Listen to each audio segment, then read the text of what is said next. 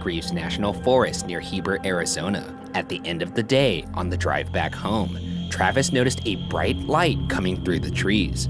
When the men got closer, they saw that it was, quote, a strange golden disc, end quote, hovering stationary about 20 feet off the ground, with a 15 to 20 foot diameter and 8 to 10 foot width. Though his co-workers warned that he should stay away, Travis approached the craft, hearing loud vibrations as the craft began spinning erratically.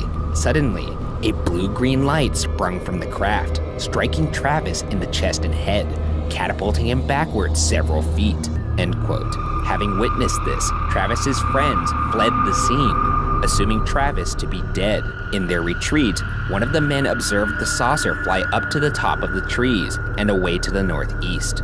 Some of the men returned to the scene out of guilt, only to find that Travis was no longer there. According to Travis's own writing about the experience, Travis awoke in what appeared to be a medical office or lab with a triangular ceiling among 3 humanoid beings with large brown eyes and abnormally large heads.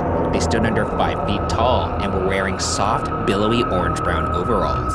Travis attacked the 3 beings, who then retreated. As Travis explored other rooms in an attempt to escape, he encountered a large, muscular man wearing a helmet, who forced him out of the craft into a warehouse with other saucers, eventually leading him into another room with 3 more people, all very good-looking. Quote, 2 men and a woman were standing around the table. They were all wearing velvety blue uniforms like the first man's, except that they had no helmets. The 2 men had the same muscularity and the same masculine good looks as the first man. The woman also had a face and figure that was the epitome of her gender. They were smooth-skinned and blemishless. No moles, freckles, wrinkles, or scars marked their skin. The striking good looks of the man I had first met became more obvious on seeing them all together. They shared a family-like resemblance, although they were not identical, end quote.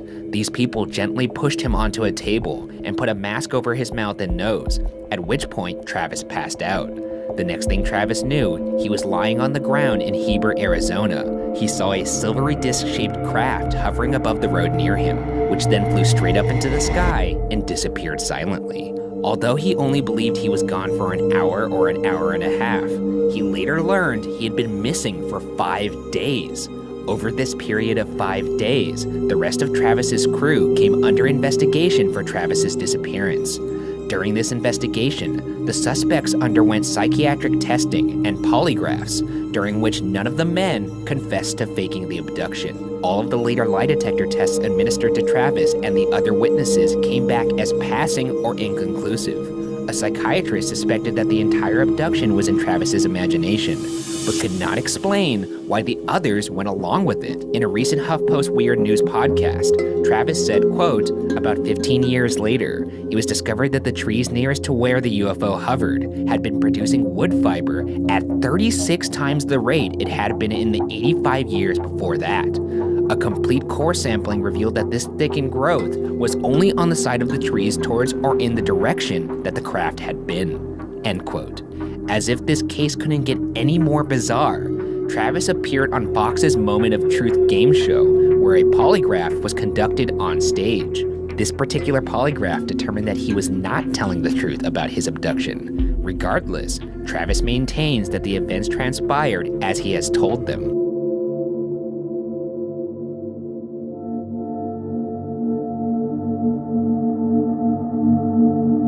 The second case is the abduction of Linda Napolitano. UFOologist Bud Hopkins worked closely with Linda to document and publicize her case.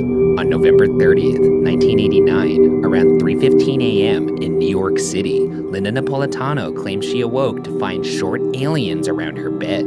She found herself unable to wake up her husband as she perceived the beings to be telling her to be quiet in an odd language. The 3 beings then levitated her outside her 12th-story apartment window, floating in a blue-white light up into a clamshell-shaped spaceship.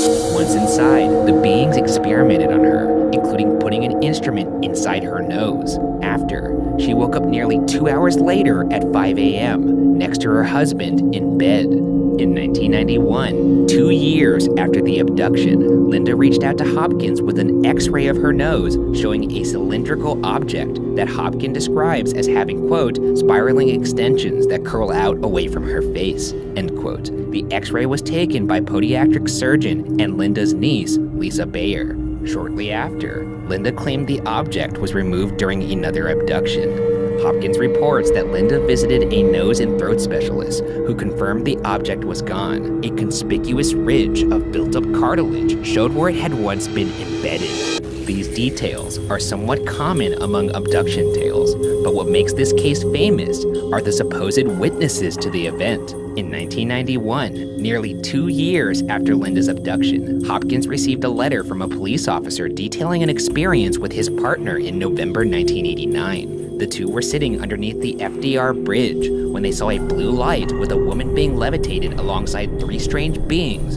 as they made their way into the light. They reportedly felt guilty for not helping the woman, and one officer had a nervous breakdown, spending nights parked underneath her building. Hopkins told Linda not to speak with the officers if they reached out to her to avoid contaminating their accounts. Unfortunately, the two visited Linda multiple times on their own volition, revealing their names to be Richard and Dan, looking for answers about what they saw that night. Linda directed them to Hopkins, and in a few weeks, Hopkins received a letter. This letter revealed that the 2 officers were actually bodyguards on a security detail for, quote, an important political figure, end quote. This political figure, who was also present with the 2 bodyguards during the abduction, also signed the letter, albeit under the moniker him. Some UFOologists believe this figure is the former Secretary General of the UN, Javier Perez de Quellar. However, while this seems impressive in terms of proof, it should be noted that Hopkins never physically met with Richard and Dan, and only corresponded via letters. This has led many to believe that Hopkins was the victim of a hoax, where either Linda made up Richard and Dan alone, or Linda and a group of people coordinated to complete the hoax. One takedown of the story in the book The Trickster and the Paranormal cites a person who formerly served in Dignitary Protective Services, who explained that details of the night of the abduction provided by Richard and Dan didn't line up with security protocol for moving officials. Still, according to Sean F. Mears, a UFO and alien abduction researcher who worked with Hopkins, there are 23 witnesses on the public record, ranging from family and friends to complete strangers. 3 of these strangers worked at the nearby New York Post, one of whom was an investigative reporter named Steve Dunleavy. Despite the questioned credibility of the 2 main witnesses, Linda maintains the truth lies in all the witnesses. She has said, quote, if I was hallucinating, then the witnesses saw my hallucination. That sounds crazier than the whole abduction phenomenon, end quote.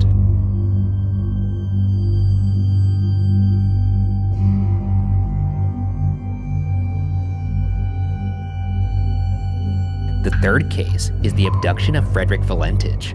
This case is a little different from the others in that the abducted person never returned.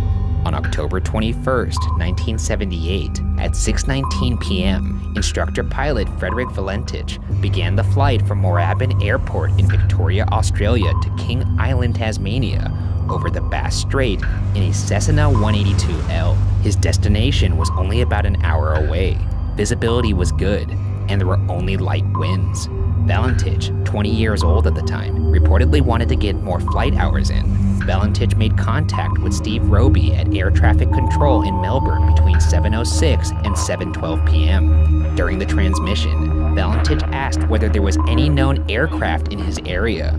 After Air Traffic Control said there was not, Valentich claimed a large unknown aircraft was flying about 1,000 feet above him at a fast speed with 4 bright lights. Valentich then reportedly said, quote, it seems to be playing some sort of game. He's flying over me. It's not an aircraft, end quote. He continued to describe the craft, saying, quote, it seems like it's stationary. What I'm doing right now is orbiting, and the thing is just orbiting on top of me. Also, it's got a green light and sort of metallic. It's shiny on the outside. It's just vanished, end quote.